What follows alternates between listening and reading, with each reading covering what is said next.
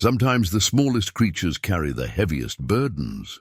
And sometimes a man who's lost everything finds his purpose in the most unexpected way. On a rain-soaked evening in a forgotten frontier town, Ezekiel Hart sat alone on his porch, an aging cowboy with nothing left but deep regrets. Then a shivering puppy appeared, dragging a burlap sack through the mud. Inside that sack, Zeke found a child's desperate plea for help, a baby blanket, and a rusted locket that would lead him back to a past he'd buried long ago. What began as one old man helping a stray became a journey toward redemption and a family he never thought possible. Could this forgotten cowboy answer a child's call? Before we jump back in, tell us where you're tuning in from. And if this story touches you, make sure you're subscribed, because tomorrow I've saved something extra special for you. The rain had been falling since midday, drumming a steady rhythm against the warped planks of the mercantile porch where Ezekiel Hart spent most of his waking hours. At 67 years old, Zeke had the kind of face that told stories without him ever opening his mouth. Deep lines carved by sun and sorrow. Eyes the color of faded denim that had seen too much loss, and a silver beard he trimmed once a week, whether it needed it or not. His hands, gnarled from decades of hard work, rested on his knees as he sat in the old rocking chair that had been his constant companion for the better part of 15 years. Greenhaven, Wyoming Territory, was the kind of town that maps forgot and progress bypassed. Once it had been a bustling stop along a promising cattle route, full of optimism and opportunity.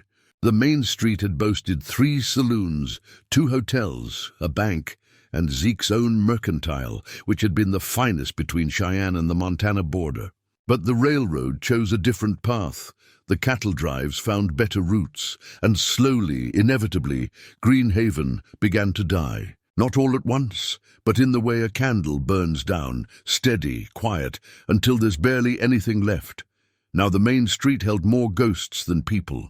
The saloons stood empty, their windows dark and dusty. The bank had closed its doors 7 years back. The hotels had become boarding houses for the handful of souls too stubborn or too poor to leave. And the mercantile, Zeke's mercantile, hadn't sold a single item in more than a decade. He kept the building out of habit more than hope, sweeping the floors once a week and dusting shelves that would never hold merchandise again. Inside, on the counter near the front window, sat the mercantile ledger. It was a thick book bound in cracked leather, its pages yellowed with age. The last entry, written in Zeke's own careful hand, was dated September 14th, 15 years ago. He'd sold Mrs. Patterson 3 yards of calico and a spool of thread. That was the day before everything changed, the day before his world ended. Zeke didn't think about that ledger often anymore.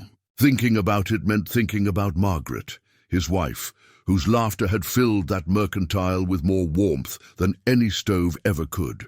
It meant thinking about the child they'd been expecting, the son who would have carried on the family name and learned the business from his father.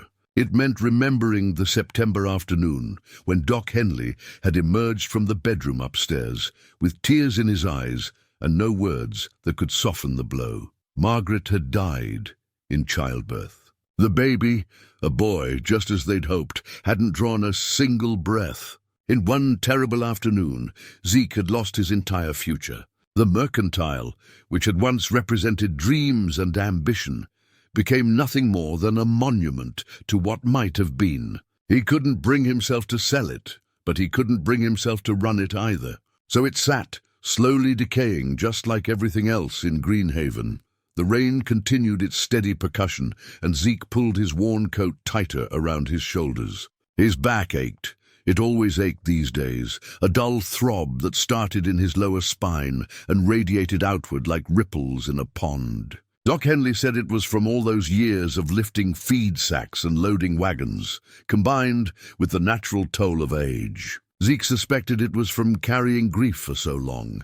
His only real companion these days was Copper, a chestnut gelding with a white blaze who lived in the small stable behind the mercantile. The horse was nearly as old as Zeke felt, moving with the same careful deliberation of joints that protested every motion. Each morning, Zeke would shuffle out to the stable, give Copper fresh hay and water, and spend a few minutes running a brush over the animal's coat. It was a ritual that gave structure to otherwise empty days. The sound of boots on wet boardwalk pulled Zeke from his thoughts. Doc Henley appeared from around the corner, black medical bag in hand, collar turned up against the rain. The doctor was a few years younger than Zeke, but age had been kinder to him, or perhaps it was that he still had purpose. People still needed him. He still had a reason to get up in the morning beyond simple habit. "Evening, Zeke," Doc called out, pausing at the bottom of the porch steps. Water dripped from the brim of his hat. "Doc?" Zeke acknowledged with a slight nod. "Mrs. Patterson's rheumatism is acting up again with this weather. Gave her some willow bark tea." Doc studied Zeke with the careful eye of someone who'd known him for decades. "You eaten today?" "Had some hardtack this morning." "That's not eating, that's surviving. Widow Callahan made beef stew. I'll send some over." "Don't need charity, Doc. It's not charity, it's neighborliness. There's a difference." Doc shifted his bag to his other hand. "You can't live on hardtack and coffee, Zeke. You're not 30 anymore." "Notice that," Zeke said dryly. Doc started to say something else, then thought better of it. He'd learned over the years that Ezekiel Hart was about as movable as granite once his mind was set. "Well, the stew will be on your doorstep in an hour, whether you want it or not. Widow Callahan's orders, not mine." After Doc left, Zeke returned to his contemplation of the rain-soaked street. Across the way, he could see lamplight in the windows of the boarding house, where Widow Callahan maintained her domain with fierce efficiency. She was a formidable woman in her 60s, all sharp angles and sharper tongue, but with a heart that couldn't bear to see anyone go hungry. She'd lost her own husband to a mining accident 20 years back and had channeled her grief into taking care of what remained of Greenhaven's population. Further down the street, light spilled from the sheriff's office. Sheriff Broom was another remnant of better days, a lawman who'd stayed on long after there was much law to keep. He was a quiet man with a weathered face and patient eyes, the kind who'd rather talk a drunk into going home than throw him in a cell. These days, his primary occupation seemed to be paperwork and occasionally settling disputes between the few remaining citizens. The town clock, one of the few pieces of civic infrastructure still maintained, chimed 6 times. The sound echoed down the empty street, a reminder of when such things mattered, when people had schedules to keep and places to be. Now it was just another ghost, marking time that no longer held meaning for most of Greenhaven's residents. Zeke's stomach growled, reminding him that Doc had been right about the hardtack. He supposed he should go inside, maybe heat up some beans on the small stove in what used to be the mercantile's back office. But moving required effort, and effort required motivation, and motivation had become a rare commodity in Ezekiel Hart's life. What good am I? The thought came unbidden, as it often did in these quiet hours. What purpose do I serve? The mercantile's closed. Margaret's gone. The son I never got to hold is buried on the hill behind the church. I'm just taking up space, waiting for the inevitable. The rain intensified, sheeting off the porch roof in silver curtains. Thunder rumbled in the distance, low and ominous. Zeke found himself thinking about the ledger inside, that last entry from 15 years ago. Sometimes he wondered what would have happened if he'd just kept the mercantile going, forced himself to move forward, despite the grief. Would it have made a difference? Would he be a different man now? One with purpose and direction instead of this hollow shell. But dwelling on what-ifs was a fool's game, and Zeke had learned that lesson long ago. The past was fixed, unchangeable. The present was this, a porch, a rocking chair, rain falling on a dying town. The future was more of the same, until his body finally gave out, and Doc Henley could stop pretending to care about his diet. It was then, as darkness settled fully over Greenhaven and the rain showed no signs of stopping, that Zeke heard something that didn't belong to the usual symphony of the evening. A small sound, almost lost beneath the rain's percussion, whimpering, the unmistakable sound of an animal in distress. Zeke's first instinct was to ignore it. He was too old, too tired, too broken to take on anyone else's problems. But the sound continued, growing slightly closer. Whimper, whimper, pause. Whimper, whimper, pause. There was something rhythmic about it, something that spoke of effort and determination. Against his better judgment, Zeke leaned forward in his chair, peering through the curtain of rain. At first, he saw nothing but darkness and water. Then movement caught his eye, something small and dark struggling its way down the muddy street.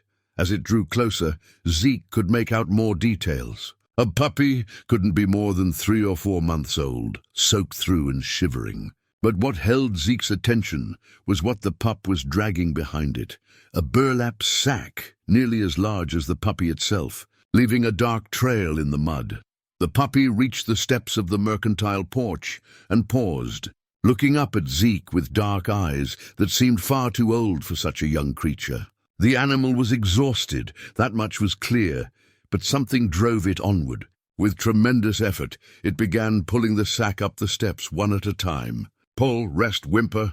Pull, rest, whimper. Shoo, Zeke said without much conviction. Go on, get. The puppy ignored him completely, focused entirely on its task. Step by step, it hauled its burden upward. By the time it reached the top, the small dog was panting heavily, legs trembling with exhaustion. Then it did something Zeke didn't expect. It walked directly to him, looked up with those impossibly old eyes, and let out a single, plaintive bark before collapsing at his feet. The burlap sack beside it.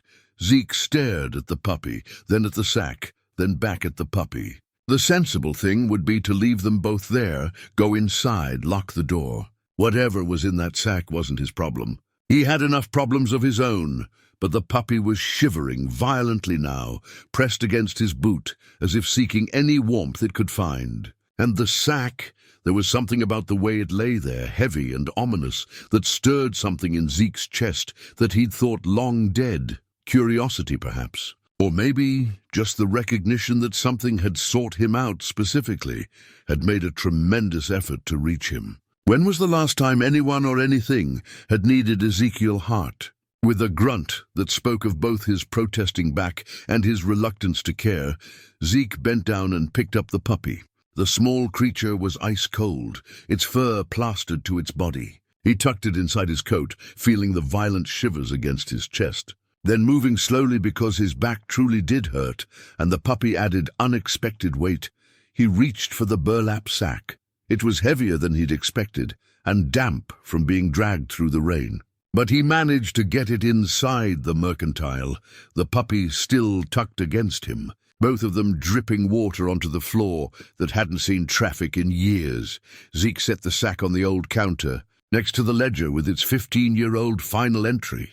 He found a spare flour sack and began rubbing the puppy dry as best he could. The small dog submitted to this treatment with grateful acceptance, its shivers gradually subsiding, only then, with the puppy somewhat dry and curled in a tight ball on the counter, did Zeke turn his attention to the burlap sack.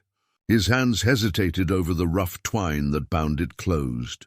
Part of him knew that opening it would change something, that whatever was inside had been brought to him for a reason, and reasons meant responsibility. And responsibility was something he'd been avoiding for 15 years. The puppy whimpered softly, looking at him with those strange, knowing eyes. "All right," Zeke muttered to himself. To the puppy, to the empty mercantile and the ghosts of better days. "Let's see what you've brought me." His weathered fingers worked at the twine until the knot came loose. He opened the sack and looked inside, and in that moment everything changed. Inside the burlap sack lay 3 items, arranged with what seemed like deliberate care, despite the rough container. Zeke pulled them out one by one, setting them on the counter beside the sleeping puppy. First came a baby blanket, soft flannel worn thin in places but clean. Someone had cared for this blanket, kept it precious despite its age. In one corner, faded blue thread spelled out initials. E.M. Zeke ran his thumb over the embroidery, recognizing the careful stitching of someone who'd put love into every stitch. Second was a locket, old and tarnished, the chain broken at one link. It was the kind of piece that had once been beautiful, probably brass plated with gold, that had mostly worn away. Zeke's hands trembled slightly as he worked the tiny clasp open. Inside, pressed behind scratched glass, was a photograph, faded and water-damaged but still visible. A young woman with dark hair and kind eyes looked back at him. The resemblance hit him like a physical blow. Clara, Margaret's younger sister. The room seemed to tilt for a moment. Zeke gripped the counter's edge, his breath coming short. Clara, who'd been just 17 when Margaret died. Clara, who'd come to him 6 months after the funeral, desperate and scared, asking for help. Clara, who he'd turned away because he was drowning in his own grief and had nothing left to give. He'd never seen her again. No one in Greenhaven had. She'd simply disappeared into the world, and Zeke had told himself it was for the best. One less reminder of everything he'd lost. But now, looking at her face in this old locket, shame burned hot in his chest. The third item was a piece of paper, folded several times to fit in the sack. Zeke's hands shook harder as he unfolded it, smoothing it flat under the lamplight. The writing was in pencil, shaky and uneven, a child's hand working hard to form each letter carefully. Please help us. Mama is sick. We are at the old Miller Ranch. I'm scared. Emma, age 7. Zeke read it once, then again, then a third time. Each word felt like a stone settling in his gut. A 7-year-old child, alone with a sick mother at the abandoned Miller Ranch. That place had been empty for at least a decade, maybe longer. It was 2 hard days' ride from Greenhaven, up in rough country, where the winters came early and stayed late. He looked at the initials on the blanket again. E.M. Emma M. Something. Miller, perhaps. Or was the M for Margaret a name passed down? Was this Clara's daughter? His late wife's niece? The math worked. 20 years since Clara disappeared. This child was 7.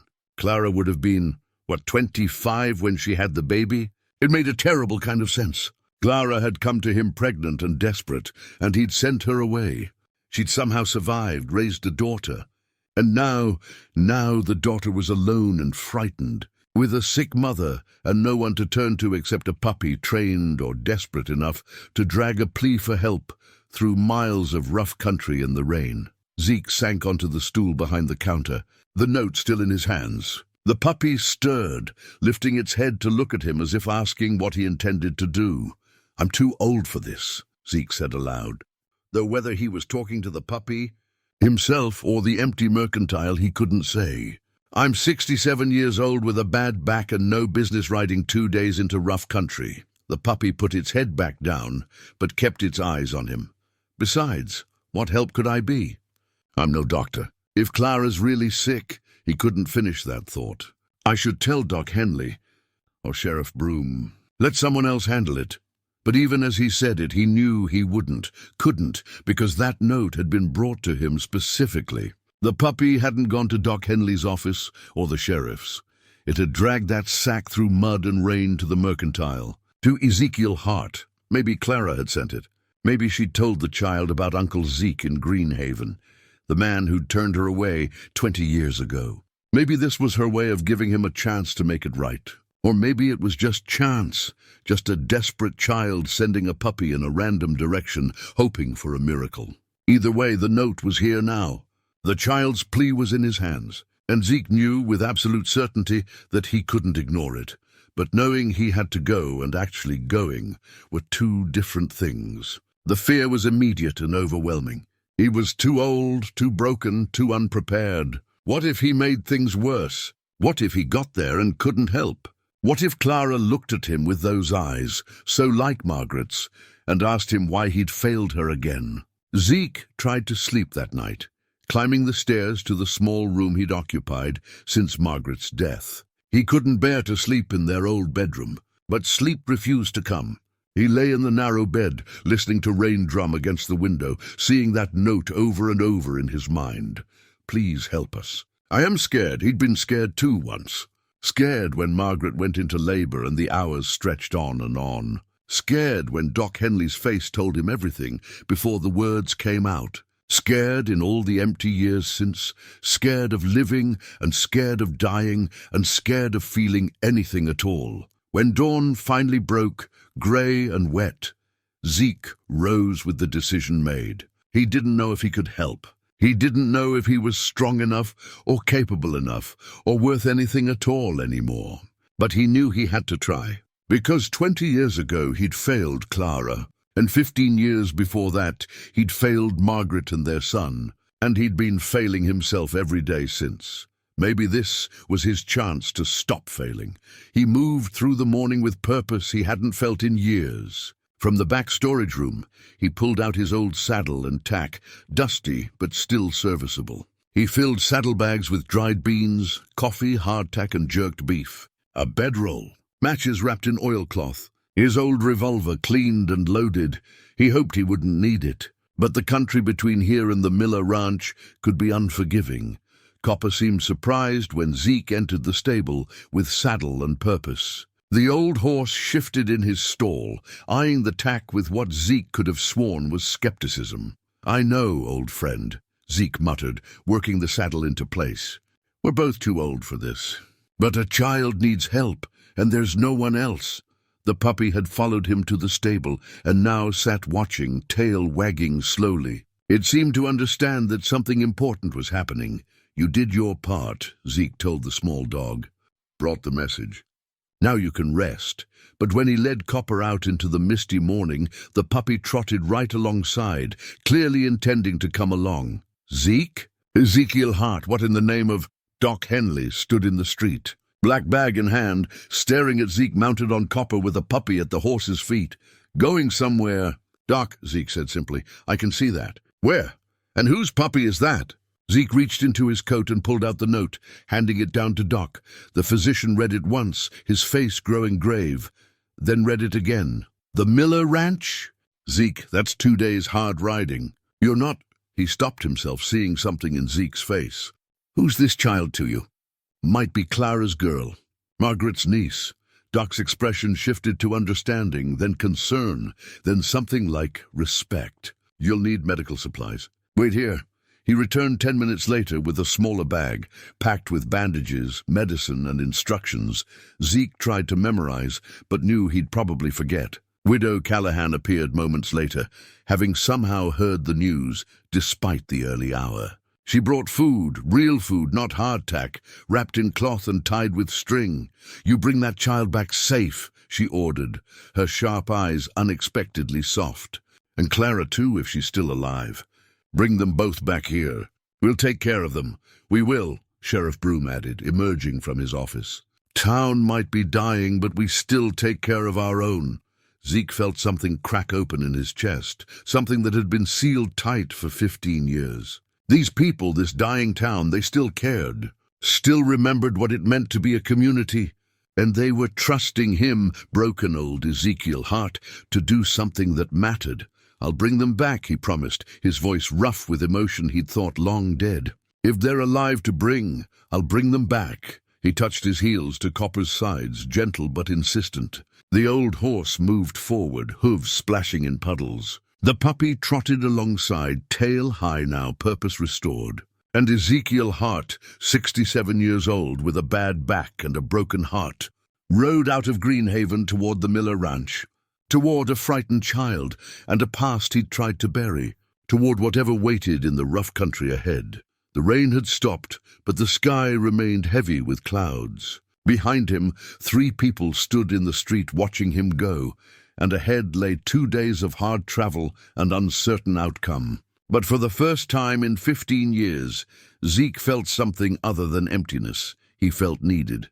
The first few hours of travel tested Zeke's resolve more than he'd anticipated. His back protested every movement of the saddle, a dull ache that sharpened into proper pain whenever Copper navigated rougher ground. The trail north from Greenhaven was overgrown in places, used so infrequently now that nature was reclaiming it inch by inch. Zeke reached into his vest pocket and pulled out the old brass compass that had been his constant companion during his younger years. Margaret had given it to him on their wedding day, 23 years ago. "So you'll always find your way home to me," she'd said, her eyes bright with love and hope. The brass was worn smooth now, from decades of handling, the glass face scratched but still readable. The needle pointed true north, steady and certain. He'd stopped using it after Margaret died. Home had ceased to exist, so what point was there in finding his way to it? But this morning, packing his saddlebags, his hand had closed around it almost of its own accord. Now, watching the needle orient itself with quiet certainty, Zeke felt something settle in his chest. Direction, purpose, things he'd lived without for so long, he'd forgotten what they felt like. The puppy, he really needed to give it a name, bounded ahead, then circled back, then bounded ahead again. Despite having dragged that heavy sack through miles of rough country just the night before, the small dog seemed to have boundless energy. Every so often it would stop, look back to make sure Zeke and Copper were following, then continue on, as if leading them forward. "You know where we're going, little one?" Zeke asked during one of these pauses. The puppy cocked its head, ears perked up. "Must have made this trip before bringing that sack to me." "You're a brave thing, I'll give you that." The landscape gradually shifted as they traveled north. The relatively flat prairie around Greenhaven gave way to rolling hills, then to more dramatic terrain, rocky outcroppings, dense stands of pine, and narrow valleys where streams ran cold and clear. Zeke knew this country, though he hadn't traveled through it in years. As a younger man, he'd made regular trips to various settlements, buying goods for the mercantile, building relationships with suppliers. These trails had been familiar then, comfortable. Now they felt different, wilder, less forgiving. Or maybe it was just that he was older, more aware of his own fragility. Every rock that made Copper stumble sent a jolt of pain through Zeke's lower back. Every steep incline reminded him that his body was no longer built for this kind of exertion. By midday, the sun had finally broken through the clouds, though the ground remained soft and muddy from yesterday's rain. Zeke found a small clearing beside a stream and dismounted, slowly, carefully, biting back a groan as his boots hit the ground and his back spasmed in protest. He tied Copper to a sturdy pine and let the horse drink from the stream while he pulled out some of the food Widow Callahan had packed.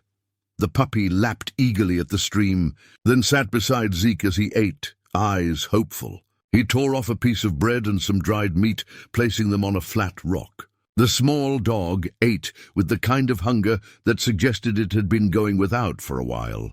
How long had that child been alone out there, rationing whatever food they had, sending her only companion on a desperate mission? "Emma," Zeke said aloud, tasting the name. 7 years old, old enough to write a note and smart enough to know where to send you for help. That's a resourceful child. He tried to imagine what Clara must have been like as a mother. The Clara he remembered had been so young, barely more than a child herself. 17 and pregnant, too scared or ashamed to tell anyone who the father was. She'd come to Zeke because Margaret had always been kind to her, protective of her baby sister. But Margaret was gone, and Zeke, he forced himself to remember that day. Clara, standing in the mercantile, rain dripping from her shawl, her face pale and desperate. "I need help, Zeke, please. I have nowhere else to go." And he'd looked at her, looked through her really, and said words he'd regretted for 20 years. "I can't help you, Clara. I can barely help myself. You'll have to figure this out on your own." She'd left without another word, just turned and walked out into the rain, disappearing from his life and Greenhaven forever. He'd told himself it was for the best, that he'd done what he had to do, that he had nothing to give her anyway, but the truth was simpler and more damning. He'd been too wrapped up in his own grief to care about anyone else's pain, too selfish to see past his own loss to a 17-year-old girl who needed family and found only rejection. The compass grew warm in his palm as he turned it over and over, watching sunlight glint off the scratched brass. Margaret would have been ashamed of him. She would have taken Clara in without hesitation, grief or no grief. She would have found a way. "I'm trying to find a way now," Zeke murmured, speaking to the compass, to Margaret's memory, to the guilt that had lived in his chest for 2 decades. "I know it's 20 years late. I know that doesn't make it right. But I'm trying." The puppy nudged his hand with a cold nose, as if offering comfort or perhaps just wanting more food. Zeke scratched behind its ears, feeling the softness of fur that was finally dry. "Need to call you something," he said. "Can't just keep saying puppy. You brought me hope when I had none left, so hope. That work for you?" The puppy's tail wagged, though whether in agreement or just general happiness was impossible to say. Hope it was. They rested for perhaps half an hour before Zeke forced himself to stand, groaning as his back protested. The afternoon stretched ahead, and he needed to cover as much ground as possible before dark. The Miller Ranch was still a day and a half away, maybe more, given Copper's age and his own physical limitations. Every hour mattered. The trail grew steeper as the afternoon wore on, climbing into proper hill country. Pine forest closed in on either side, thick and dark, and filled with the smell of sap and damp earth. Zeke's breath came harder, and he could feel Copper laboring beneath him. They were both too old for this. But the compass in his pocket seemed to pulse with warmth, with direction, with the promise of purpose. Hope ranged ahead, occasionally barking at something in the underbrush, a squirrel, a rabbit, some scent only a dog could detect. The sound echoed through the trees, and Zeke found it oddly comforting. He wasn't alone on this journey. He had a horse who'd been his faithful companion for years, and a dog who'd chosen him as worth trusting with a desperate mission. As the sun began its descent toward the western horizon, painting the sky in shades of orange and pink, Zeke spotted what he'd been looking for, a sheltered spot beneath an overhang of rock, protected from weather and with a clear view of the trail in both directions. A good place to make camp for the night. He dismounted with even more difficulty than at midday, his muscles stiff from hours in the saddle. After seeing to Copper, removing the saddle, rubbing the horse down, making sure he had water and some grain from the saddlebags, Zeke gathered wood for a small fire. His hands, so familiar with the motions from younger days, built the fire almost without thought. Soon flames crackled cheerfully, pushing back the gathering darkness. He made coffee in a battered tin pot, the smell rich and reviving. Widow Callahan's bread was still fresh enough, and with some of the dried beef, it made a decent meal. Hope curled up near the fire, eyes already drooping with exhaustion. The puppy had covered as many miles as Copper, just on much shorter legs. Zeke wrapped himself in his bedroll, back against the stone, staring into the fire. Above, stars began to appear, countless and cold and beautiful. He hadn't really looked at stars in years, hadn't seen much point, but tonight they seemed to matter again, tiny points of light in a vast darkness, still shining despite everything. Tomorrow would bring new challenges. His back would hurt worse after sleeping on the ground. The trail would grow even rougher as they climbed higher into the hills. And at the end of it all waited a frightened child and a past he'd spent 20 years running from. But tonight, for the first time since Margaret died, Ezekiel Hart felt like he was moving toward something rather than just marking time until the end. His hand found the compass in his pocket one more time before sleep claimed him. The needle pointed north, steady and true, and in the morning he would follow it again.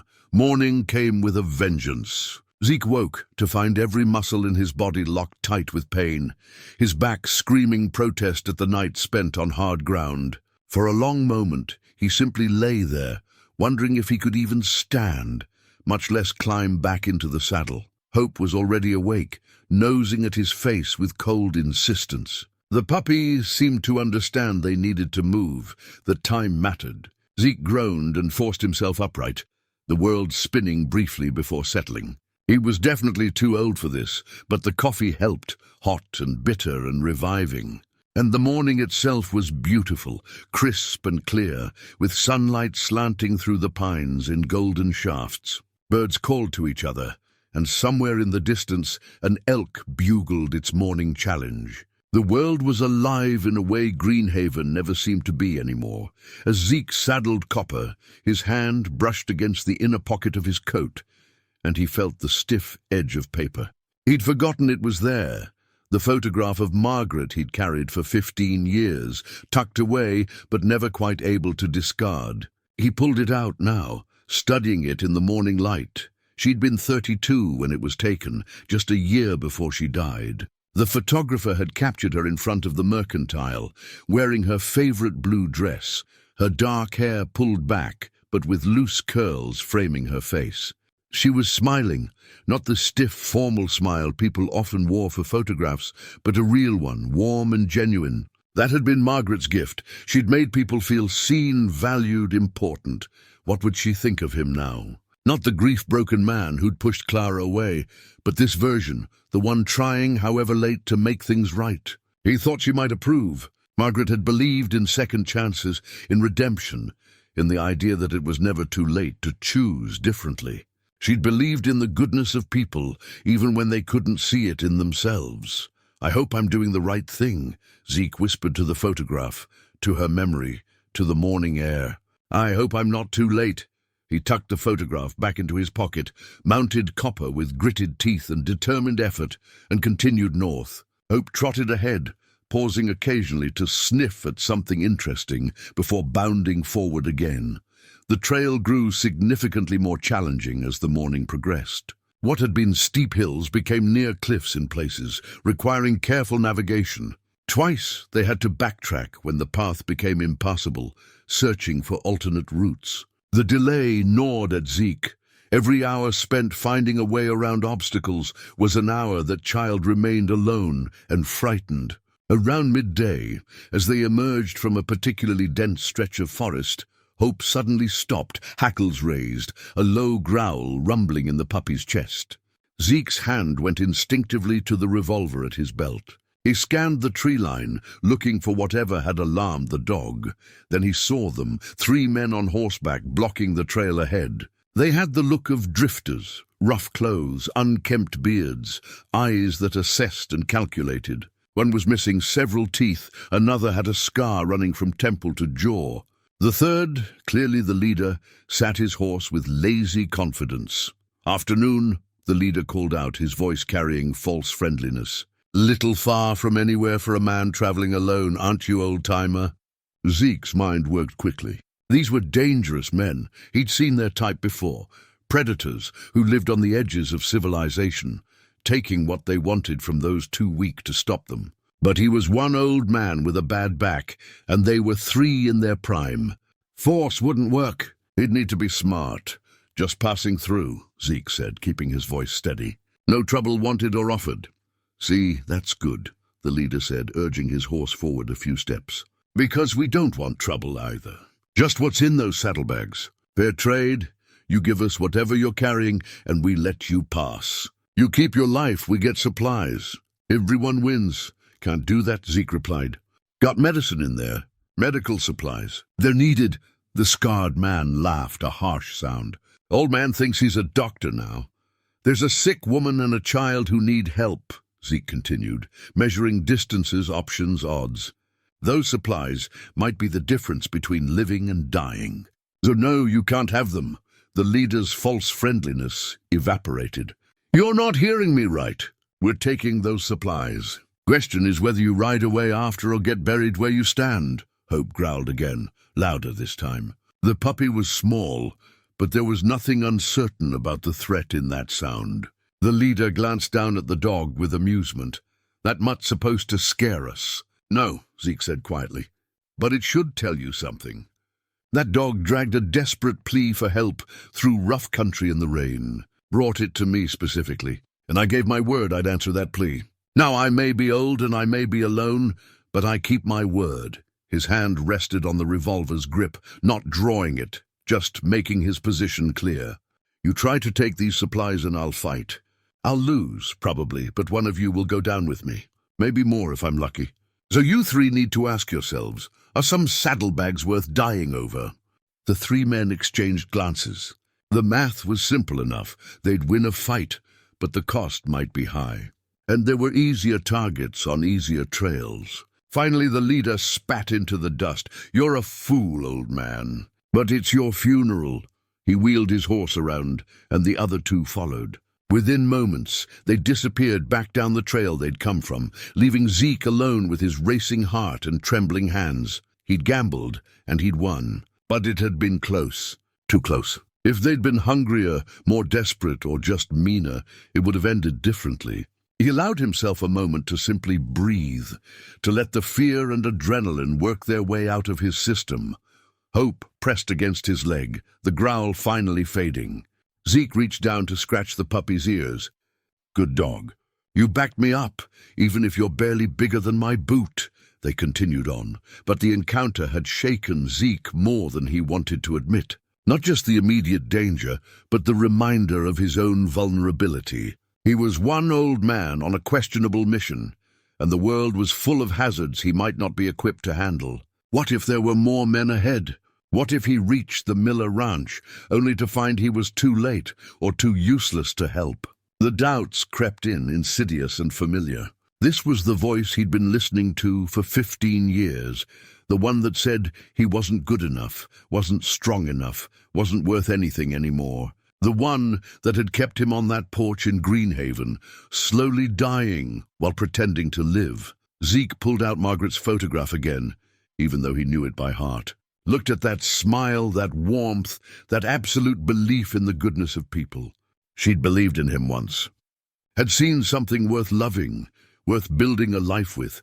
Maybe that man still existed somewhere beneath the layers of grief and regret. Maybe this journey was about finding him again. He tucked the photograph away and urged Copper forward. The afternoon was waning, and they still had miles to cover before dark. His back hurt, his legs ached, and doubt whispered poison in his ear. But a child was waiting, frightened and alone. And for once in 15 years, Ezekiel Hart had a purpose beyond simple survival that had to count for something. The trail continued to climb, growing rockier and more treacherous. By the time Zeke found another suitable camping spot, a small cave that offered shelter and concealment, exhaustion had settled into his bones like lead. But they'd covered good ground despite the encounter and the difficult terrain. By his reckoning, they were perhaps half a day from the Miller Ranch now. Tomorrow, before sunset, they'd arrive. Tomorrow, he'd learn whether this desperate journey had any meaning, or whether he'd come all this way just to face another failure. As he built the fire and made coffee, Hope curled up against his leg, offering warmth and simple companionship. The puppy had traveled this route twice now in just a few days, once dragging that heavy sack to Greenhaven, and now back again with Zeke. The little dog's determination put Zeke's doubts to shame. "Tomorrow," he told Hope, scratching behind the puppy's ears. "Tomorrow we find out if I'm worth anything after all." The fire crackled, sending sparks up toward stars that were just beginning to appear. And somewhere ahead, in an abandoned ranch in rough country, a 7-year-old girl waited for help that might arrive too late. But it would arrive. Zeke had given his word, and he meant to keep it, come what may. The Miller Ranch appeared as the afternoon sun began its descent, a collection of weathered buildings nestled in a shallow valley, surrounded by overgrown fields and broken fences. The main house sagged in the middle, its porch listing dangerously to one side. The barn door hung by a single hinge, swinging gently in the breeze. This had been abandoned long before Clara arrived. That much was obvious. Desperation must have driven her here, to this forgotten place at the edge of nowhere. Hope let out a sharp bark and bounded ahead, tail wagging furiously. The puppy had brought them home, completing the circle. Zeke urged Copper forward, his heart hammering in his chest. After 2 days of travel and 20 years of guilt, he was about to face whatever awaited him in that broken-down house. As they approached, he saw signs of recent habitation. A thin trail of smoke rose from the chimney. Someone had managed to get the old fireplace working. Clothes hung on a makeshift line between 2 posts, small garments that confirmed a child lived here. A bucket sat beside the porch steps, half full of water from the nearby creek. "Hello, the house," Zeke called out, following the old frontier courtesy. No point in startling whoever was inside. "My name's Ezekiel Hart. I've come from Greenhaven. Got a message from Emma." Silence, then faint but clear a child's voice. "Hope. Hope, is that you?" The door cracked open, and a small figure appeared. She was tiny for 7, thin in a way that spoke of too many missed meals, with dark hair pulled back in a hasty braid. Her dress was clean, but patched in multiple places, and her feet were bare despite the cool air. But it was her eyes that caught Zeke's attention. Old eyes in a young face, the kind that had seen too much worry too soon. Emma stared at Zeke with a mixture of hope and fear, her small hand gripping the doorframe. "You came. Hope found you, and you came." Zeke dismounted slowly, every movement careful and deliberate. He didn't want to frighten her. "I came, Emma. How did he explain who he was? "I'm your mama's family. Your Aunt Margaret was my wife. That makes me something like your uncle, I suppose." The child's face crumpled, tears spilling down her cheeks. "Mama's real sick. She's been sick for almost a week. I didn't know what to do. I wrote the note and put it in the sack with Mama's locket and my baby blanket, and I told Hope to go find help. But I didn't know if—" Her voice broke. "I didn't know if anyone would come." "Well, someone did," Zeke said gently, climbing the porch steps despite their questionable stability. "And I brought medicine from Doc Henley. May I see your mama?" Emma nodded, stepping back to let him inside. The interior of the house was sparse, but surprisingly clean. Someone, Emma probably, had swept the floors and arranged their few possessions with care. A fire burned in the hearth, providing warmth and light. In the corner sat a small pile of belongings, a few clothes, some blankets, a battered pot and pan. And there, placed carefully on a wooden crate that served as a table, was a carved wooden horse, no bigger than Zeke's palm. The craftsmanship was crude but earnest. Someone had spent time making this toy, putting love into every rough cut. "Mama made that for me," Emma said, noticing where Zeke was looking. "Last winter. She carved it from a piece of wood she found. That every little girl should have a horse to ride in her dreams." Zeke picked up the toy, turning it over in his hands. It represented everything he was fighting for. Childhood, innocence, the kind of love that carved toys from scrap wood because that's all you had to give. His throat tightened with emotion. "It's beautiful," he said honestly. "Your mama must love you very much." "She does." Emma's voice was fierce. "And she's going to be okay, right? You brought medicine. Doc Henley's medicine can fix anything." Zeke wished he could promise that. Instead, he said, "I'll do everything I can. Show me where she is." Clara lay on a makeshift bed in what had once been the ranch's main bedroom. Someone, Emma again probably, had dragged in a straw tick mattress and covered it with the few blankets they owned. Clara was so still that for a terrible moment Zeke thought they'd arrived too late. Then he saw the shallow rise and fall of her chest. She'd changed in 20 years, but he would have known her anywhere. She had Margaret's features, softened slightly, and the same dark hair, though now it was damp with sweat and tangled on the pillow. Her face was flushed with fever, her breathing labored. When Zeke placed his hand on her forehead, the heat radiating from her skin made him wince. "How long has she been like this?" he asked Emma, who hovered in the doorway, her small face tight with worry. She started feeling poorly about a week ago. Said it was just a cold. But then she got worse and worse. 3 days ago, she couldn't get out of bed anymore. That's when I sent Hope to find help. Emma's voice dropped to a whisper. She keeps saying things that don't make sense. Talks to people who aren't there. Is that bad? "She's burning up with fever," Zeke said, his mind racing through what little he knew of medicine. "That can make people confused. We need to get her temperature down and figure out what's causing it." He opened Doc Henley's medical bag, grateful for the physician's foresight. Inside were various bottles and packets, each labeled in Doc's careful handwriting. Willow bark for fever, yarrow for infection, clean bandages, a bottle of laudanum for pain, and most precious, a small bottle of whiskey for sterilization. Zeke turned to Emma. "I need you to be brave and help me." "Can you do that?" The child straightened her thin shoulders. "I can be brave." "What do you need?" "First water. As much as you can carry from the creek. We need to cool her down. And I'll need that pot you have cleaned out good. Can you do that for me?" Emma nodded and ran off, her bare feet slapping against the wooden floor. Zeke heard the door bang open and her footsteps fade toward the creek. The child was tough, he'd give her that. 7 years old, and she'd been managing alone with a critically ill mother, keeping them both alive through sheer determination. While Emma was gone, Zeke examined Clara more carefully. Her pulse was rapid and weak. Her breathing was shallow.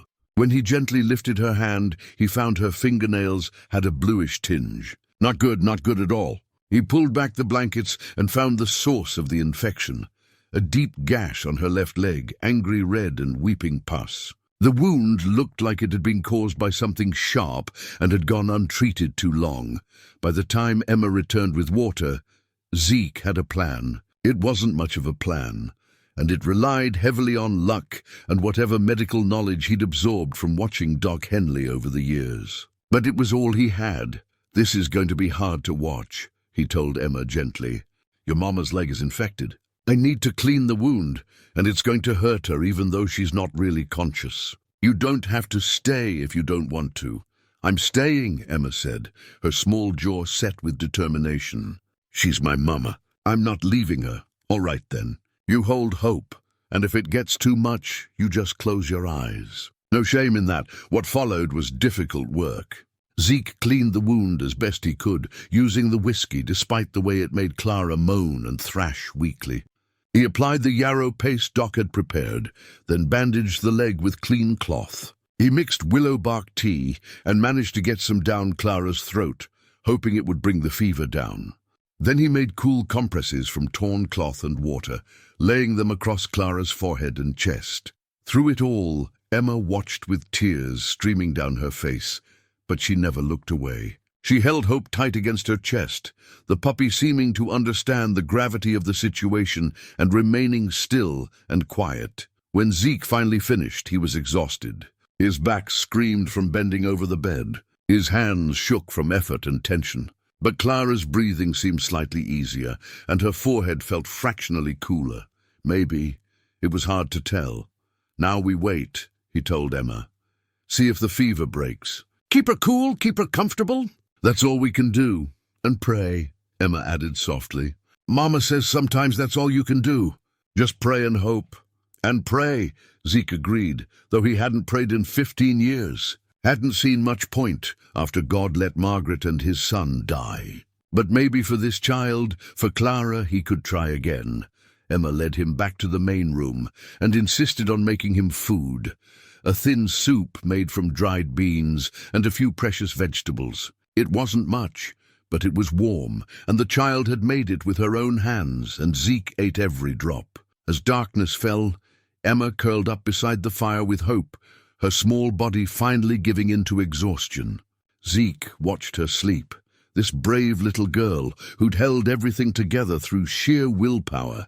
He picked up the carved wooden horse again, running his thumb over the rough edges. Clara had survived somehow. She'd raised a remarkable daughter, and now she was fighting for her life in an abandoned ranch at the edge of nowhere, with only an old man's rusty medical skills standing between her and death. "Please," Zeke whispered to the darkness, to God, to Margaret's memory. "Please let her live. Let me not be too late this time." Outside, an owl called.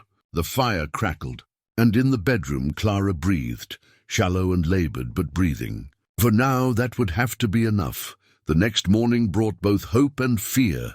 Clara's fever had broken slightly during the night, not enough to wake her, but enough that Zeke could see the difference. Her breathing came easier, and the flush in her cheeks had faded from angry red to something closer to pink. The wound on her leg looked less inflamed, though it was still serious. They weren't out of danger, not by a long measure, but they also weren't losing ground. Emma had woken before dawn, immediately checking on her mother before helping Zeke prepare breakfast. The child moved with practiced efficiency, clearly accustomed to taking care of herself and Clara both. She rationed their meager supplies carefully, making sure Zeke ate enough while keeping back stores for the days ahead. "You've been doing this alone for a long time, haven't you?" Zeke observed as Emma stirred oats in the pot over the fire. "Mama works when she can," Emma said, her tone neither complaining nor proud, just stating facts. "Sewing, mostly. She's real good at mending and making clothes. People hire her when they can, but sometimes there's no work, and we have to make do. We're good at making do. How long have you been living here? 6 months, maybe? We were in a town before, but the landlord," Emma's face darkened. "He wasn't a nice man. Mama said it was better to leave. So we came here. It's not much, but it's ours. Nobody can make us leave." The matter-of-fact way she described their hardship broke Zeke's heart. This child had known nothing but struggle, yet she remained brave and capable. After breakfast, While Emma tended to Hope and refilled their water supply, Zeke sat beside Clara's bed, changing the bandages and monitoring her condition. As he worked, he noticed a small wooden crate tucked beneath the bed, different from the others scattered around the house. Curiosity got the better of him. Inside, he found several items carefully wrapped in cloth. Some papers, a few letters, and most notably, a journal bound in faded leather. The journal's cover was worn smooth from handling, the pages inside covered in neat, careful handwriting. "That's Mama's journal," Emma said from the doorway, making Zeke jump. He hadn't heard her return. "She writes in it most nights. Says it helps her think through things." "I shouldn't pry," Zeke said, moving to put it back. "She'd want you to read it," Emma said with certainty. "There's things in there about you, about Aunt Margaret, about why she left Greenhaven. She told me once that if anything happened to her, I should find you. She said you were a good man who'd lost his way, but that you'd help if I needed it." The words stunned Zeke after the way he'd treated Clara, after turning her away when she needed help most. She'd still believed he was worth finding, still thought he'd come through if truly needed. The trust implicit in that belief felt both humbling and terrifying. "May I?" he asked Emma, gesturing to the journal. "Mama would say yes," Emma replied. "I'll watch over her while you read." Zeke took the journal to the main room, settling into the one decent chair near the fire. The first entry was dated 20 years ago, just days after Clara had left Greenhaven, October 3rd. "I left today. Zeke couldn't help me. I don't blame him. Margaret just died. He's drowning in grief. I'm on my own now and I'm scared. But I have to be brave. For the baby." The entries that followed painted a picture of struggle and survival. Clara had made her way to Cheyenne, found work in a boarding house, saved every penny. She'd given birth alone, with only the landlady to help. She'd named her daughter Emma Margaret, Margaret for her lost sister, Emma because it meant universal, and she'd wanted her daughter to know the whole world was possible. May 12th. Emma is 6 months old today. She smiled at me for the first time. A real smile, not just gas. I cried. I've been so scared I wouldn't be a good mother, that I wouldn't know what to do. But when she smiled at me, I knew everything would be all right. I can do this. I will do this. The years unfolded through short entries, some joyful, many difficult. Clara moved from town to town, following work, always struggling but never quite breaking. She taught herself better sewing skills. She took in laundry. She did whatever honest work she could find. And through it all, Emma grew, bright, curious, loving. December 18th, Emma asked about her father today. I don't know what to tell her. How do I explain that he was a man passing through, that he made promises he never meant to keep? How do I tell her that she's the only good thing that came from that mistake? For now, I told her that her father had to go away, but that he'd loved her. Maybe someday I'll tell her the truth. But not yet. Let her be a child a while longer. Zeke's hands tightened on the journal. Clara had been alone, completely alone, through all of it. And he could have helped. If he'd been less consumed by his own grief, less selfish, he could have given her a home, helped raise Emma, been the family they needed. The more recent entries grew darker. Clara's health had been declining. She'd been having pains in her chest, difficulty breathing sometimes. Money had grown tighter as she became less able to work. They'd been evicted from their last residence. The landlord Emma had mentioned. A man who'd made unwelcome advances and grown angry when Clara refused. March 2nd, we're living at the old Miller Ranch now. It's abandoned and half falling down, but it's shelter. Emma tries to be brave, tries not to show she's scared. But I see it in her eyes. I've failed her. All these years, I thought I was strong enough to do this alone. But I'm tired. I'm sick. And I don't know how much longer I can keep us going. If something happens to me, I pray someone finds this journal. Emma knows to look for Ezekiel Hart in Greenhaven. He's the only family we have left. I pray he's become the man Margaret believed he could be. The final entry was dated a week ago, written in shaky handwriting. The fever's getting worse. The cut on my leg isn't healing right. Emma is being so brave, but she's scared. I can see it.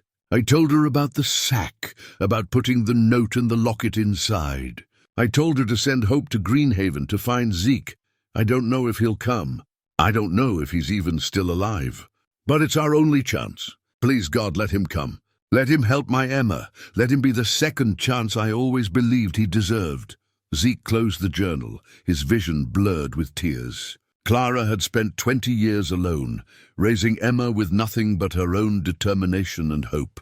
And through it all, she'd held on to the belief that he, broken, grief-stricken Ezekiel Hart, could be redeemed, could be the man she needed him to be.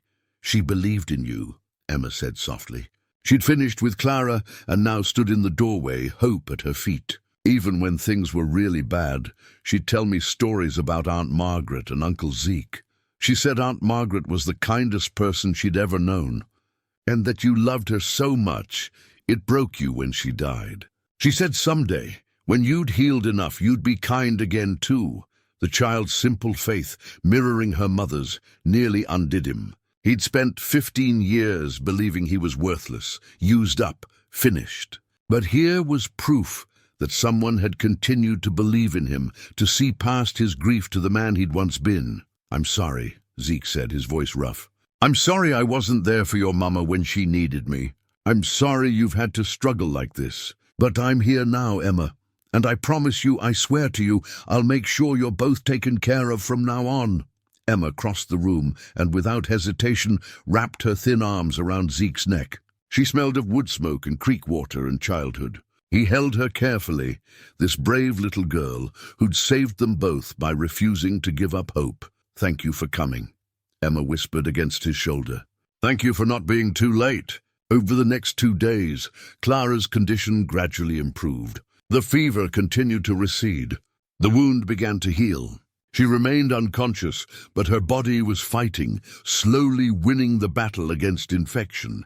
Zeke changed bandages, administered willow bark tea, kept cool cloths on her forehead. Emma helped with everything, chattering sometimes about her life, her dreams, the things she wanted to do when Mama got better. "I want to learn to read better," she confided one evening as they sat by the fire.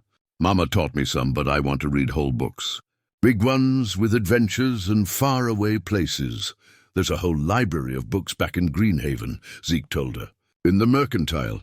They've just been sitting there for years. They could use someone to read them." Emma's eyes went wide. "Really? A whole library?" "Well, maybe not a whole library, but books. Lots of them. They're yours if you want them." The joy on her face made something shift in Zeke's chest, a loosening of the tight bands of grief that had bound him for so long. He was needed, not just for practical help, but for this, for giving a child hope and dreams and the promise of better days ahead. On the 3rd morning after his arrival, as dawn light filtered through the cracked window, Zeke sat beside Clara's bed, checking her pulse, stronger now, steadier when her eyes fluttered open. For a moment she seemed confused, her gaze unfocused. Then her eyes found his face and recognition dawned, followed by a complex mix of emotions: surprise, relief, shame, gratitude. "Zeke." Her voice was barely a whisper, rough from fever and disuse. "I'm here, Clara," he said gently. "Emma's here too. You're going to be all right. You're both going to be all right." A single tear rolled down her cheek. "You came." "After everything you came, I came," he confirmed. "And I'm not leaving. Not ever again. That's a promise." Clara's hand found his, her grip weak but real. And in that moment, 20 years of regret began to heal. Clara's recovery over the next few days seemed almost miraculous. The infection in her leg responded to treatment. The fever stayed down, and she gradually regained strength. Within a week of Zeke's arrival, she was sitting up, taking solid food, even managing a few steps with support. Emma was transformed. The worry that had aged her young face melted away, replaced with genuine childish joy. She sang while doing chores, played with hope, and chattered endlessly about all the things they'd do when Mama was fully better. Zeke should have been relieved, should have felt triumphant that he'd arrived in time, that his rusty medical knowledge and Doc Henley's supplies had been enough. But something nagged at him, something he couldn't quite name. Clara smiled and thanked him and played the part of a woman on the mend, but there was something in her eyes when she thought no one was watching. A sadness, a resignation. It was on a cool morning, with Emma outside gathering firewood and singing to herself, that Zeke finally confronted what he'd been seeing but not acknowledging. Clara was sitting up in bed, and as she reached for the water cup on the crate beside her, a violent coughing fit seized her. Not the wet, productive cough of someone fighting infection, but something deeper, harsher. When she pulled her hand away from her mouth, there were flecks of blood on her palm. She saw that Zeke had noticed, and something crumbled in her expression. The brave facade she'd been maintaining dissolved, leaving behind only weariness and acceptance. "How long have you known?" Clara asked quietly, reaching for a cloth to wipe her hand. "I didn't. Not for certain." Zeke moved closer, his heart sinking. "But I've seen that kind of cough before. Back when—" He stopped, memory surfacing. "There was a woman in Greenhaven years ago, Mrs. Patterson's daughter. She had that same cough. Consumption," Clara said, the word hanging in the air like a death sentence. "I was diagnosed 4 months ago. A doctor in the last town we lived in. He didn't charge me for the diagnosis because he knew I couldn't pay. He said I had maybe a year, probably less. Told me to get my affairs in order." The words hit Zeke like a physical blow. He'd thought he was saving Clara, that he'd arrived just in time. But he'd only delayed the inevitable. The leg wound he'd treated was just a symptom of a deeper failing. Her weakened body couldn't fight off simple infections anymore. "Does Emma know?" "No." Clara's voice was fierce despite her weakness. "And I don't want her to know, not yet. She's too young to lose her mother. The fierceness broke. "She's all I have, Zeke. She's the only good thing I ever did in this world. And I'm going to leave her alone." Zeke sat heavily on the edge of the bed, his mind reeling. "The note, the sack, that wasn't just about the infection, was it?" Clara shook her head slowly. "I knew I was dying. The leg wound just sped things up. But even before that, I knew my time was running out. I needed—" Her voice caught. "I needed to know Emma would be taken care of. You're the only family we have, Zeke. The only person I could think of who might love her the way she deserves to be loved. Why didn't you tell me this in the note? Would you have come if you'd known it was about me dying? Or would you have told yourself it was too late to matter?" Clara's eyes held his, seeing through to the truth. "I sent Emma's plea because I knew you'd come for a child in danger." I was right, wasn't I? She was right, and they both knew it. A dying woman's last request might not have been enough to pull Zeke from his grief-paralyzed life, but a frightened child's cry for help that had broken through 15 years of self-imposed isolation. "There's something else you should see," Clara said, reaching beneath her pillow. She pulled out a folded piece of paper, yellowed and worn from handling. "I've carried this for months. My proof, I suppose. So no one could say I was making it up or being dramatic." Zeke unfolded the paper carefully. It was a formal medical assessment, dated 4 months prior, written in the precise handwriting of a physician. The diagnosis was clear and unflinching. Pulmonary tuberculosis, advanced stage. Prognosis, terminal. Estimated time remaining, 6 to 12 months. The doctor said I could go to a sanatorium. Clara continued, her voice hollow. Said the mountain air and proper treatment might give me more time. But those places cost money I don't have. And even if I could afford it, what would happen to Emma? I couldn't leave her. So I did the only thing I could, tried to make the time I had left count. Tried to teach her everything she'd need to survive without me. And when I knew I was truly running out of time, I sent Hope to find you. Zeke stared at the medical paper, at the date and the diagnosis and the cold clinical assessment of how much life Clara had left. Behind him, through the window, he could hear Emma's voice lifted in song, innocent and joyful. Not knowing her world was about to end. There has to be something we can do, Zeke said, though he knew the truth. He'd seen consumption take people before. It was relentless, progressive, ultimately fatal. There has to be. There isn't, Clara said gently. I've made my peace with dying, Zeke. I did that months ago. What I haven't made peace with is leaving Emma alone. She grabbed his hand, her grip surprisingly strong. Promise me you'll take care of her. Not out of obligation or guilt, but really take care of her, love her. Give her the life she deserves. Clara, promise me." The intensity in her voice triggered another coughing fit, this one worse than before. More blood flecked her hand when it subsided. "I promise," Zeke said, his throat tight with emotion. "I swear to you, Clara, I'll love her like she was my own daughter. I'll give her everything I couldn't give you 20 years ago. She'll never be alone. She'll never wonder if anyone cares. I promise." Clara sagged back against the pillows, relief evident on her drawn face. "Thank you. You can't know what that means to me." "How long?" Zeke asked quietly. "The doctor said 6 to 12 months. But that was 4 months ago, and I've been declining faster than he predicted. The fever, the infection, they took a lot out of me. I'd guess," she paused, considering, "maybe weeks. A month or 2 if I'm lucky. The coughing is getting worse.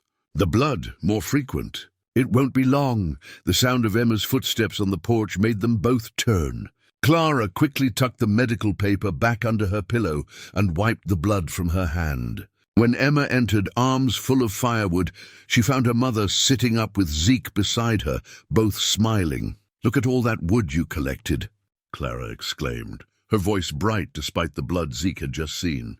"You're so strong, my Emma, so capable." Emma beamed with pride, oblivious to the undercurrent of sorrow that filled the room. She began stacking the wood by the fireplace, chattering about a bird she'd seen, a rabbit Hope had chased, the clouds that looked like horses in the sky. After Emma went back outside to play with Hope, Clara turned to Zeke. "This is why I couldn't tell her. Look at her. She's happy. She's a child again, not a little adult trying to keep us both alive. I want her to have this. Weeks or months of just being 7 years old, without the weight of knowing she's losing her mother. Is that selfish of me?" "It's human," Zeke said. "It's a mother protecting her child as long as she can. When the time comes when she has to know, will you help her through it? Will you make sure she knows it's not her fault, that there was nothing anyone could have done?" "I will," Zeke promised. "And I'll make sure she knows how much you loved her. How brave you were. How you spent every day of her life fighting to give her a better one." Clara's eyes filled with tears. "I tried so hard. I wanted to give her everything, education, opportunities, stability, but all I could give her was love and the hope that someone better would come along to provide the rest." "You gave her more than you know," Zeke said. "You raised a remarkable child. Brave, kind, smart, resourceful. That's all you, Clara. That's your legacy." They sat in silence for a while, listening to Emma's laughter outside, to Hope's excited barking. The weight of knowledge pressed down on Zeke, the understanding that this wasn't a rescue mission with a happy ending, but a transfer of responsibility. Clara was passing Emma to him, trusting him with the most precious thing in her world. "We should start back to Greenhaven soon," Clara said eventually. "While I still have the strength to travel, I want Emma to meet the town, to see where she'll be living. I want her to have time to adjust before—" She didn't finish the sentence. "We'll leave in a few days," Zeke agreed. "Give you a bit more time to build your strength. The journey will be hard. Everything's hard when you're dying," Clara said with unexpected humor. "But I'm not dead yet, and I intend to spend whatever time I have left making sure Emma is ready, that she knows she's loved, that she understands your family now, and family doesn't abandon each other." The irony of that statement, coming from the woman he'd abandoned 20 years ago, wasn't lost on Zeke. But Clara didn't say it with bitterness, only with the wisdom of someone who'd learned that people make mistakes, and sometimes they deserve a chance to make them right. That night, after Emma had fallen asleep by the fire, with Hope curled beside her, Zeke sat alone on the sagging porch, staring up at stars that seemed impossibly bright in the clear mountain air. Everything had changed in the span of a single conversation. He wasn't just rescuing a child from temporary danger. He was becoming a father to a girl who was about to lose her mother. He was taking on the responsibility of helping a child through the worst grief imaginable. Was he up to this? Could a broken old man who'd spent 15 years hiding from life really give a child what she needed? The doubts circled like wolves. vicious and persistent. But then he thought about Emma's smile, about Clara's trust, about the carved wooden horse that represented love given with empty hands. He thought about Margaret, who would have taken in Clara and Emma without a second thought. Who would have expected him to do the same? Maybe he couldn't do this perfectly. Maybe he'd make mistakes and fall short and struggle. But he'd do it anyway because Emma deserved someone to try. Because Clara deserved to die knowing her daughter would be loved, and maybe, just maybe, this was his chance to finally become the man Margaret had believed he could be. The days before their departure were filled with preparation and unspoken grief. Clara grew stronger in some ways, able to walk short distances, to sit up for longer periods, but Zeke could see the consumption's progress in the hollows beneath her eyes, in the way her clothes hung looser each day, in the frequency of the coughing fits she tried so hard to hide from Emma. They planned the journey carefully. It would take at least 3 days, traveling slowly, with frequent stops for Clara to rest. Zeke repaired the wagon that sat behind the old barn, its wheels still sound despite years of neglect. It wouldn't be comfortable, but it would be easier on Clara than riding horseback. He filled it with what few possessions Clara and Emma had: their clothes, cooking implements, blankets, and Emma's carved wooden horse, which the child wrapped carefully in cloth and placed in a special box. During these preparations, Zeke noticed Clara teaching Emma things with new urgency: how to mend a torn seam properly, how to bargain at market for fair prices, how to tell when bread dough had risen enough. Small skills, practical knowledge, but also something more: a mother's desperate attempt to leave pieces of herself behind. Coded instructions for navigating a world she wouldn't be there to guide her daughter through.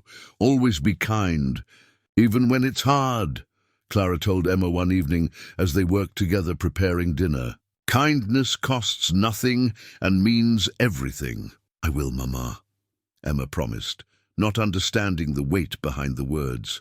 Zeke watched these interactions with a growing ache in his chest. He'd missed this with his own child, the chance to teach, to guide, to pass on wisdom and love. Now he'd been given a second chance, but it came wrapped in tragedy and loss. One evening, 3 days before they planned to leave, Zeke found himself alone in the wagon, checking the supplies one final time. His hand brushed against his coat's inner pocket, and he felt the small lump he'd been carrying for 15 years. Margaret's wedding ring.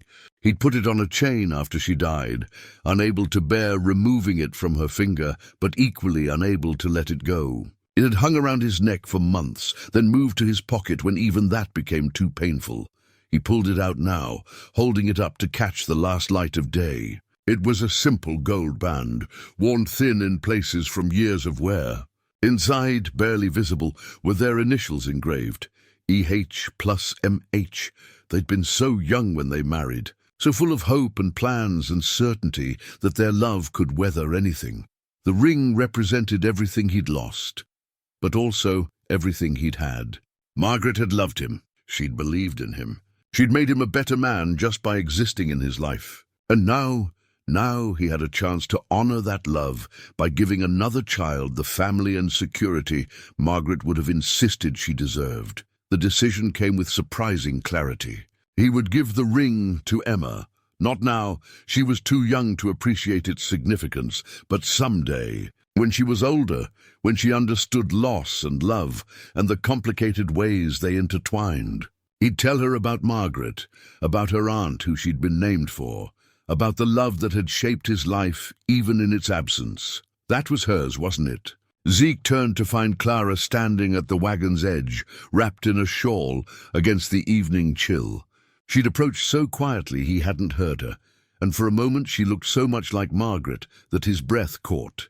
It was, he confirmed. I've carried it since she died.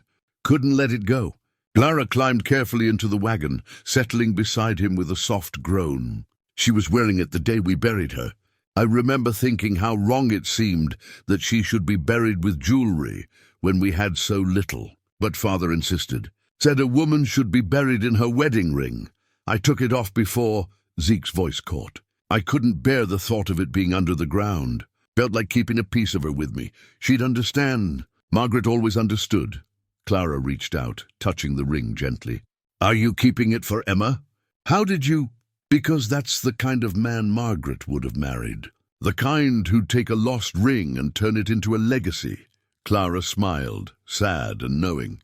Emma will treasure it. And you'll tell her about the woman who wore it, and she'll understand that family isn't just blood. It's love and choice, and the decision to show up for each other. They sat in companionable silence for a moment, watching the sun sink toward the horizon, painting the sky in shades of orange and purple. Finally, Clara spoke again, her voice careful. I need to ask you something. When the time comes, when I can't hide it anymore, will you let me be the one to tell Emma? About the consumption, about what's coming. She should hear it from me. Of course, Zeke said immediately. She's your daughter. You get to decide how and when. I want to wait until we're in Greenhaven, until she's met the town and feels safe there, until she knows she has a home and people who care about her. Then I'll tell her. When she has something solid to hold on to, the wisdom in that plan humbled Zeke. Even dying, Clara was thinking strategically about her daughter's well-being, trying to cushion the blow as much as possible. She's lucky to have you, he said. I hope you know that. Despite everything, all the hardship, all the struggle, you've been an extraordinary mother. Clara's eyes glistened with unshed tears. I tried. God knows I tried. But I wonder sometimes if I made the right choices. If I should have tried harder to stay in Greenhaven, to make you help me even when you didn't want to. If I should have... Stop, Zeke interrupted gently. You did the best you could with what you had. You raised a bright, loving, capable child under circumstances that would have broken most people. That's not just good enough, that's remarkable. And Emma knows she's loved. That's the most important thing you could have given her.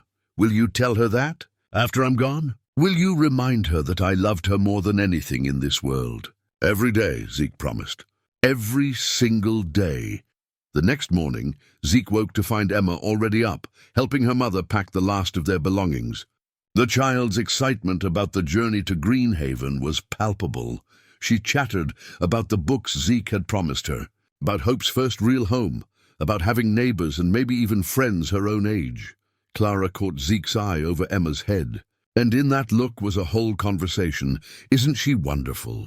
Protect this joy as long as you can. Help her remember this happiness when the hard times come. They spent that day making the wagon as comfortable as possible for the journey. Zeke fashioned a small bed in the back, padded with extra blankets and positioned so Clara could lie down when needed. He created a canvas cover to provide shade and protection from weather. He checked Copper's hooves and tack, made sure their water barrels were full, organized supplies so everything would be easily accessible on the trail. Emma helped with everything, her small hands surprisingly capable. She seemed to have inherited her mother's practical competence, approaching tasks with careful attention and asking questions when she didn't understand something. Will I go to school in Greenhaven? She asked as she helped Zeke secure ropes on the wagon. There's no formal school anymore, Zeke admitted.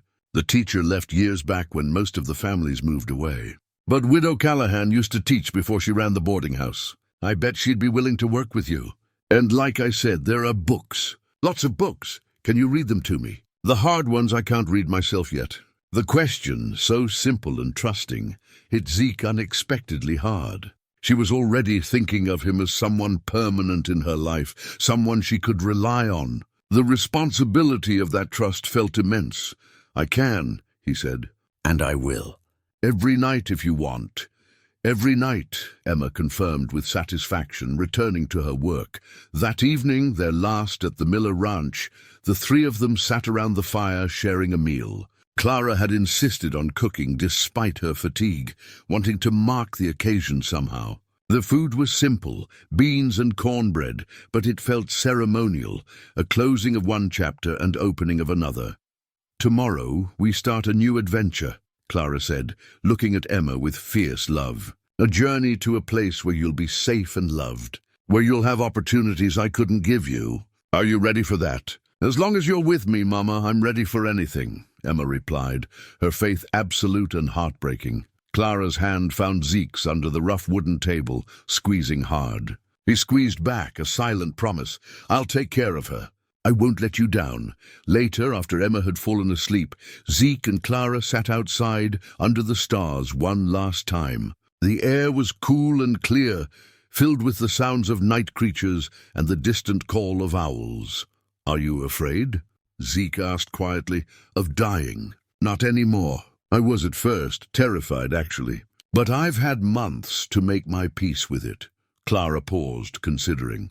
"I'm afraid of Emma's pain, of what it will do to her, of whether she'll be able to move past it and still have a good life. That scares me more than death itself." "She will," Zeke said with more confidence than he felt, "because she has you as her foundation, and because she'll have people who love her, me, the folks in Greenhaven. We'll help her through it. Promise me one more thing," Clara said. "Oh, when I'm gone, don't let her dwell on my death. Let her grieve. Yes, she needs to grieve. But then help her live. Help her find joy again. Don't let my dying become the defining thing about her childhood." "I promise," Zeke said. "I'll help her remember you as you were, strong and brave and loving.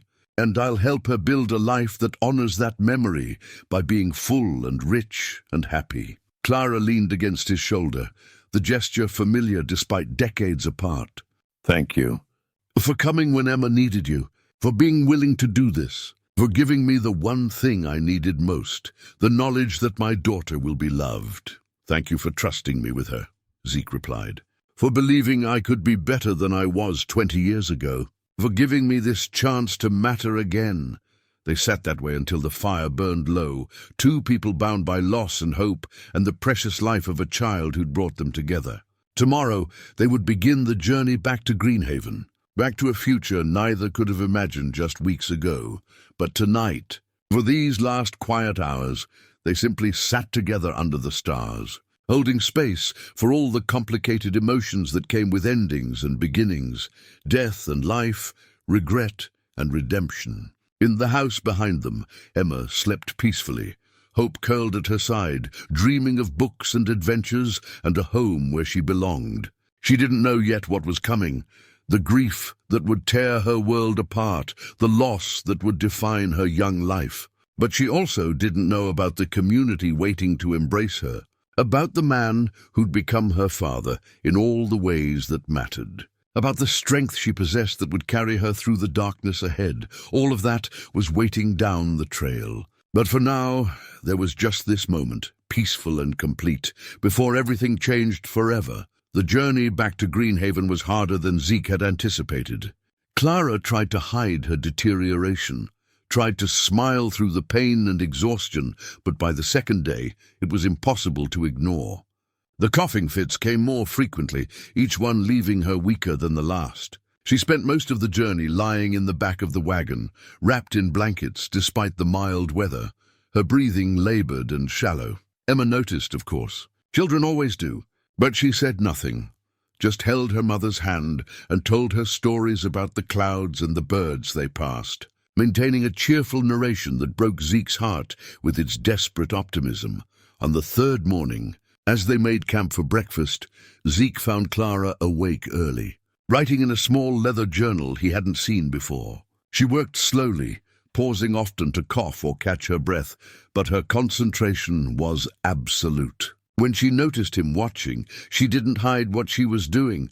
"Writing to Emma," she explained, her voice hoarse.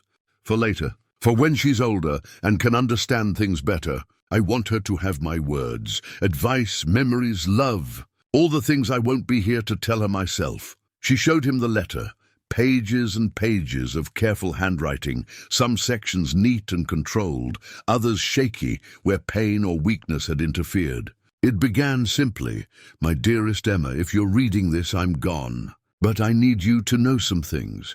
The letter covered everything: memories of Emma's childhood, advice for growing up, explanations for choices Clara had made. But most of all, it overflowed with love. Every line radiated the fierce devotion of a mother trying to reach across death to comfort her child. "Will you give this to her?" Clara asked. "Not right away. Wait until she's old enough to really understand. Maybe when she's 16 or 17. old enough to need a mother's guidance, but not so young that it will undo her healing. I will, Zeke promised, taking the letter carefully. I'll keep it safe until the time is right. By midday, Greenhaven came into view, the familiar outline of weathered buildings, the church steeple rising against the sky, the empty main street that had been the center of Zeke's life for so many years. It looked different now, seeing it through Emma's eyes, not dying but waiting for new life, new purpose, new stories to unfold within its tired walls. Clara insisted on sitting up for the final approach, wanting to see the town that would become Emma's home. She pointed out buildings to her daughter, sharing memories of visits with Margaret years ago. That's where Aunt Margaret bought me candy once, when I was about your age. And that's the mercantile where she and Uncle Zeke built their life together. The town emerged to greet them in a way Zeke hadn't expected. Doc Henley stood on his porch, black bag already in hand. Widow Callahan waited on the boarding house steps, arms crossed but face soft with welcome. Sheriff Broom appeared from his office, nodding solemnly. Even Mrs. Patterson, ancient and bent but still alive, stood at her window, watching their arrival.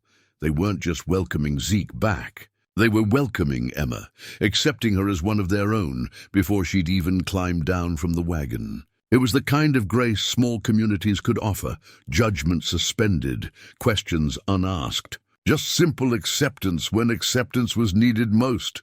"Welcome home," Doc Henley said, approaching the wagon. His eyes took in Clara's condition immediately, professional assessment mixed with compassion. "Let's get you comfortable. Widow Callahan's prepared the best room at the boarding house." "Actually," Zeke said, surprising himself, "I thought they might stay at the mercantile. There's plenty of room. Emma should be close to family." Clara's eyes met his, grateful and understanding. This was him claiming them, publicly and permanently, telling the town that these were his people now, under his protection and care. "The mercantile it is," Doc agreed. "Let me help you get settled, and then I'll take a look at you. Clara, see what we can do to make you comfortable." As Zeke carried Clara inside, she weighed almost nothing now, frighteningly light. Emma and Hope followed close behind, the child's eyes wide as she took in the dusty shelves, the old counter, the empty spaces that waited to be filled with life again. "Is this really ours?" Emma whispered, awe evident in her voice. "Really and truly," Zeke confirmed. "This is home now." He settled Clara in the upstairs bedroom, not the one he'd shared with Margaret, but the guest room overlooking the main street. Widow Callahan arrived with fresh linens and food. Doc Henley examined Clara, while Zeke distracted Emma by showing her the books, keeping his promise from the journey. When Doc emerged from the bedroom, his face told Zeke everything he needed to know. They stepped outside onto the porch, out of Emma's hearing. "How long?" Zeke asked quietly. "Days. Maybe a week if we're lucky." Doc's voice was gentle but honest. "The consumption is advanced. Too advanced. And the journey," he didn't finish, didn't need to. "The journey had taken what little strength Clara had left. Can you keep her comfortable?" "I can try. Laudanum for pain. Keep her warm, keep her calm." Doc paused. "She knows, doesn't she? She's known for months. She just wanted to make sure Emma was safe first." Doc nodded slowly, understanding evident in his weathered face. "That's a mother's love. Dying, but still putting her child first." He gripped Zeke's shoulder. "You're doing a good thing here. Taking her in. Not many men would." "I should have done it 20 years ago," Zeke said. "This is just me finally doing what I should have done from the start." "Well, you're doing it now. That's what matters." Doc headed down the porch steps, then turned back. "She's going to need you, that little girl. When it happens, she's going to need you to be strong." "I know," Zeke said, though he wasn't sure he knew anything at all. "How did you help a child through losing everything? How did you be strong when you felt broken yourself?" But he'd figure it out. He had to. Because Emma deserved someone who'd show up for her, who'd carry her through the grief even when it seemed impossible. He'd failed Clara 20 years ago, but he wouldn't fail Emma now. Clara held on for 5 days. 5 days in which Emma explored Greenhaven with Hope at her side, making tentative friends with the handful of remaining children, learning the rhythms of a town that welcomed her with open arms. 5 days in which Widow Callahan taught her to bake bread, and Mrs. Patterson showed her how to tend a garden. 5 days in which Emma laughed and played and slowly began to feel safe. And then, on a quiet morning with spring sunlight streaming through the bedroom window, Clara asked Zeke to bring Emma to her. The time had come. Zeke found Emma in the mercantile's back room, reading one of the books he'd given her. Hope sprawled across her feet. She looked up when he entered, her face bright with innocent happiness. "Your mama wants to talk to you," Zeke said gently. "Just you and her." Something in his tone made Emma's smile falter. She set the book aside carefully, as if sudden movements might break whatever fragile thing hung in the air. "Is Mama all right?" "She wants to talk to you," Zeke repeated. "Go on up. I'll be right here if you need me." He watched Emma climb the stairs, Hope following close behind, and then he sat at the bottom step, his head in his hands. This was the moment Clara had been dreading and planning for. The moment when Emma's childhood would end and harsh reality would intrude. He wanted to spare her this pain, wanted to take it on himself, but he knew that wasn't possible. Some griefs had to be carried by the people who loved most. Upstairs, Emma entered the bedroom to find her mother sitting up against pillows, looking tired but peaceful. Clara patted the bed beside her, and Emma climbed up, tucking herself against her mother's side, just as she'd done 1,000 times before. "Mama, what did you want to talk about?" Clara took a slow breath, gathering her strength. "I need to tell you something, my sweet girl. Something important. And I need you to be brave for me, the way you've been brave through everything else." Emma's body went tense. "You're scaring me. I know, baby. I know." Clara wrapped her arm around her daughter, holding her close. "Remember when I got sick at the Miller Ranch? When I had the fever? And Uncle Zeke came and made you better. He helped me get better from the fever. But there's another sickness, Emma, one that's been inside me for a long time. It's called consumption, and her voice caught. It's not something that can be fixed. Not by Doc Henley's medicine or Uncle Zeke's care or anything else." Emma pulled back, looking at her mother's face with dawning horror. "What do you mean?" "I mean, I'm dying, sweetheart. The sickness is in my lungs, and it's getting worse. I don't have much time left. Maybe days, maybe a little longer if I'm lucky." The words hung in the air, brutal and unavoidable. Emma stared at her mother, her young mind trying to process something too enormous to comprehend. Then suddenly she was crying, great gulping sobs that shook her small frame. No, you can't die. You can't leave me. We just got here. She couldn't continue, overtaken by grief too large for her small body. Clara held her daughter tight, her own tears flowing freely now. "I know, baby. I know it's not fair.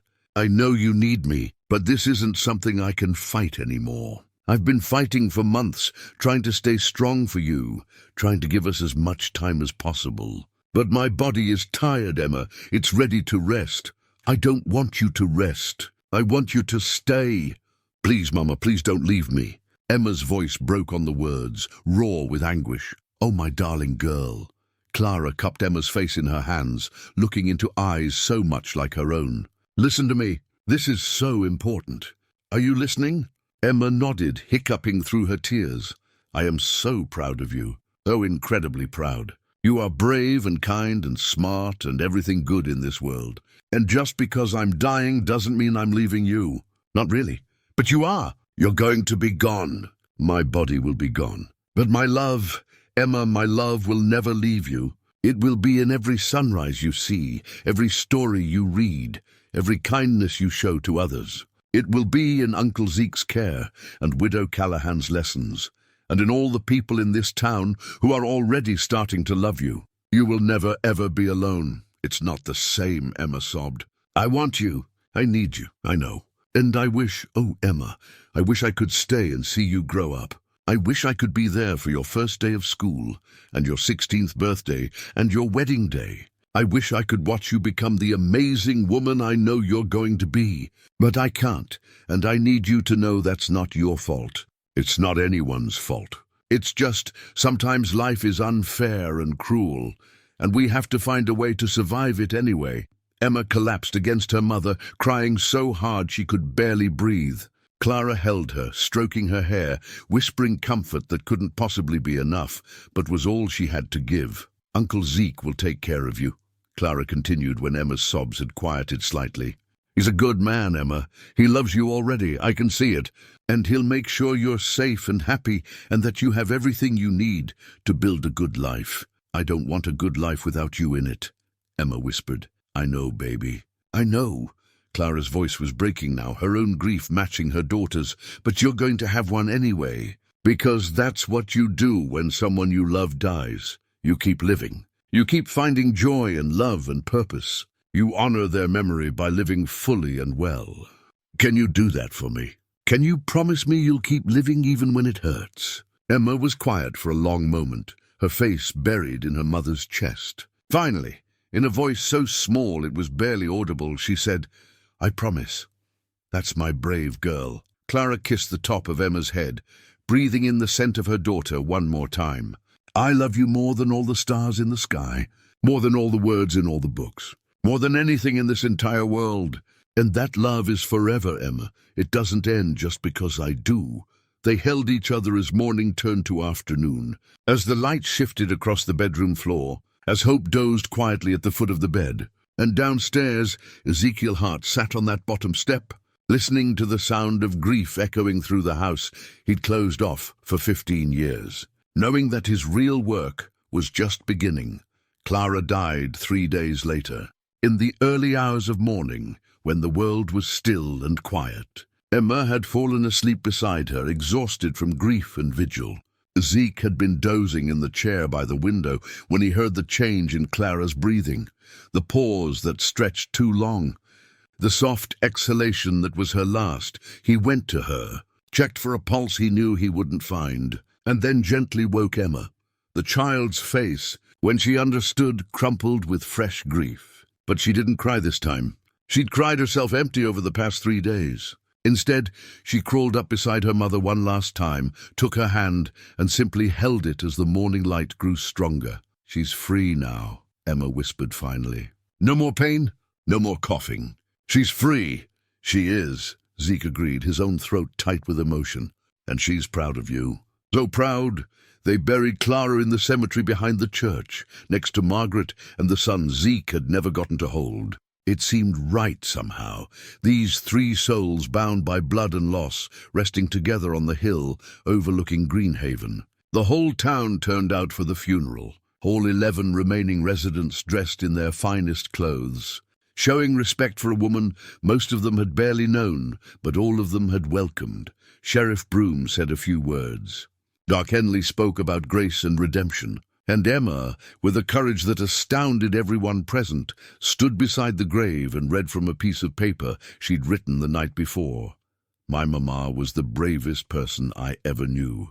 She took care of me all by herself and never complained. She taught me to be kind and strong and to never give up, even when things are hard. She loved me more than anything, and I loved her too. I'm going to miss her every day for the rest of my life, but I'm going to make her proud. I promise." Her voice broke only once, and Zeke's hand on her shoulder steadied her. When she finished, she placed the carved wooden horse on Clara's coffin, her most precious possession, given as a final gift to the mother who'd made it. The symbolism wasn't lost on anyone present. Clara had carved that horse from nothing but love. Now Emma was giving it back, a promise kept and a circle completed. In the weeks that followed, Emma grieved as children do, intensely one moment, distracted the next, working through her loss in stages Zeke tried his best to support. Some days she wanted to talk about Clara constantly. Other days she couldn't bear to hear her name. Zeke followed her lead, letting her set the pace of healing. Widow Callahan took Emma under her wing, teaching her to cook and sew and all the practical skills Clara would have taught her.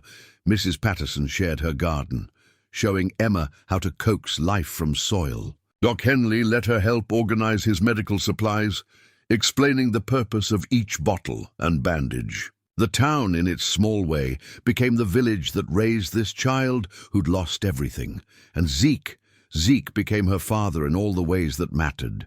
He read to her every night, just as he'd promised. He taught her about the mercantile business, even though there was no business left to run. He listened to her talk about her dreams and fears. He held her when nightmares woke her in the dark hours. He showed up day after day, proving through action what Clara had promised, that Emma would never be alone. 6 months after Clara's death, on a cool autumn morning, Zeke stood on the mercantile porch, watching Emma play with Hope in the street. She was laughing, really laughing, as the dog chased after a stick. The grief was still there, would always be there in some form, but it no longer consumed her entire existence. She was beginning to heal, to find joy again. "She's doing well," Doc Henley observed, joining Zeke on the porch. "Clara would be pleased." "She would," Zeke agreed. "Emma's strong, stronger than she knows. Takes after her mother. And her uncle." Doc studied Zeke thoughtfully. "You're different too, you know. Not just going through the motions anymore. Actually living again." Zeke considered this. It was true. The mercantile, closed for 15 years, was slowly coming back to life. Not as a business. There weren't enough people for that, but as a home. He'd repaired the front steps, cleaned the windows, filled the shelves with books and Emma's growing collection of treasures. The ledger, with its 15-year-old final entry, still sat on the counter. But now it was joined by Emma's schoolwork, Hope's food bowl, and signs of daily living. "I spent 15 years waiting to die," Zeke said quietly. "And then a puppy dragged a sack through the mud and reminded me I still had reasons to live." Funny how that works. Sometimes hope comes from the smallest, most unexpected places. As if summoned by the mention of her name, Hope bounded up the porch steps, tail wagging furiously. Emma followed, breathless and bright-eyed. "Uncle Zeke, can we read another chapter tonight? I want to know what happens to Huck and Jim." "We can read 2 chapters if you want," Zeke said, ruffling her hair. "But first, supper. Widow Callahan's expecting us." Emma groaned good-naturedly, but went inside to wash up. As she passed, she paused and hugged Zeke quickly, a spontaneous gesture of affection that had become more common as months passed. "Love you," she said simply, then dashed upstairs. Zeke stood frozen for a moment, those 2 words reverberating through him. "Love you," given freely, without expectation or obligation. Just a child loving the man who'd chosen to be her father. "Love you too," he whispered to the empty porch, to the evening air, to the universe that had given him this unexpected second chance. That night, after reading to Emma and tucking her into bed with Hope curled at her feet, Zeke stood at his bedroom window, looking out over Greenhaven. The town was dying. There was no denying that. In another decade, it would probably be gone entirely, reclaimed by the prairie. But for now, for this moment, it was home. It was family. It was enough. On his dresser sat Margaret's photograph, the brass compass that had guided him to Emma, and Clara's letter, waiting for the day when Emma would be old enough to receive it. Beside them, he placed the carved wooden horse. Emma had given it back to him a month after the funeral, saying Mama would want him to have it, to remember. He picked it up now, running his thumb over the rough wood, just as he had that first day at the Miller Ranch. It represented everything he'd learned, that love was found in unlikely places, that redemption was always possible, that it was never too late to choose differently. A puppy had dragged Hope through the mud to find him. A dying woman had trusted him with her most precious treasure. A child had taught him how to live again. And Ezekiel Hart, who'd spent 15 years believing he had nothing left to give, had discovered he had everything that mattered. He'd found his way home. Not to a place, but to purpose, to love. To the simple, profound act of showing up for someone who needed him. And that, he thought as he prepared for bed, was worth every hard mile of the journey. Downstairs, the mercantile stood quiet but alive, no longer a monument to the past, but a home for the future. Tomorrow, Emma would wake and ask for pancakes. Hope would bark at squirrels. Widow Callahan would stop by with fresh bread. And Zeke would be there, steady and present, exactly where he was meant to be. Sometimes the smallest creatures really do carry the heaviest burdens. And sometimes, against all odds, those burdens transform into blessings that change everything. The end had become a beginning, and the beginning promised hope.